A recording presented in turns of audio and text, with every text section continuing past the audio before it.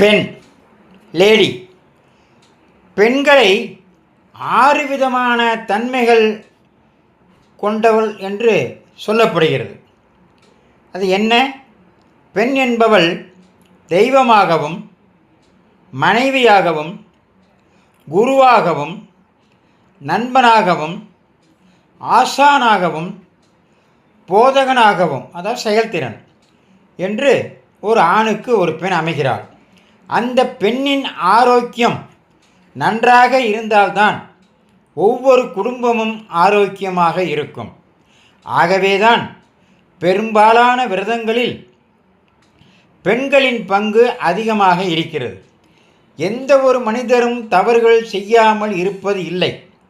அறிந்து செய்யும் தவறுகள், அறியாமல் செய்யும் தவறுகள் என்று செய்திருக்கலாம். மேலும் நடக்கும்போது நம் காலடிபட்டு எறும்பு, பூச்சி போன்ற எத்தனையோ உயிர்கள் சாகின்றன. இதுவும் ஒரு வகை பாவம்தானே. இதனால் வரும் தோஷத்தினால் கன்னிப் பெண்களுக்கு திருமணத் தடை ஏற்படும். இதை தவிர்க்கவே பெண்கள் வாசலில் அரிசி மாவினால் கோலம் போடும் பழக்கம் ஏற்படுத்தப்பட்டது.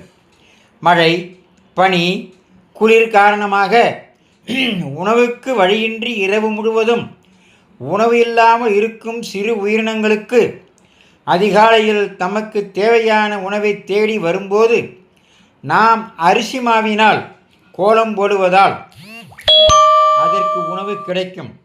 அந்த உணவினை சிறு உயிரினங்களுக்கு அளித்த பெண்களுக்கு தோஷங்களும் அகலும் என்பது ஐதீகம். அந்த காலத்தில் ஆண்டாள் மார்கழி மாதத்தில்தான் தினமும் ஒவ்வொரு பாசுரமாக பாடி சென்று பெருமாளை வழிபடுவார். ஆனால் தான் மட்டும் பெருமாளை பார்த்து பலனடையக்கூடாது என்று எண்ணி தன்னுடைய தெருவில் இருக்கும் கன்னிப் பெண்கள், குழந்தை இல்லாதவர்கள் என எல்லா பெண்களையும் தன்னுடன் அழைத்துச் சென்று வழிபட வைத்தார். தன் மனம் கவர்ந்த கண்ணனின் முன்னின்று நீயே என் கணவனாக வர வேண்டும் என்று கூறி வழிபாடு செய்தார். அதிகாலையில் எழுந்து ஒரு மனதுடன் தனக்கு சிறந்த கணவன் கிடைக்க வேண்டும் என்ற ஆழ்மனது நம்பிக்கையுடன் பரிசுத்தமான காற்றை சுவாசித்து விரதம் மேற்கொள்ளும் போது அப்பெண்ணிடமிருந்து எதிர்மறை எண்ணங்கள் விலகி மன ஆரோக்கியம் மேம்பட்டு அவர்கள் நினைத்த காரியம் கைகூடும். பெண்கள் எவ்வாறு இருக்க வேண்டும் என்பதற்கு உதாரணமாக திகழ்ந்த ஆண்டாள். இதனுடைய 2வது பகுதியை நாளைக்கு பார்க்கலாமே. ஏனென்றால் நிறைய விஷயங்கள் சொல்ல வேண்டும். ஆகவே பகுதி 1 இத்துடன் முடித்துக்கொண்டு நாளை பகுதி 2 மீதமுள்ளதை பார்க்கலாம். வணக்கம்.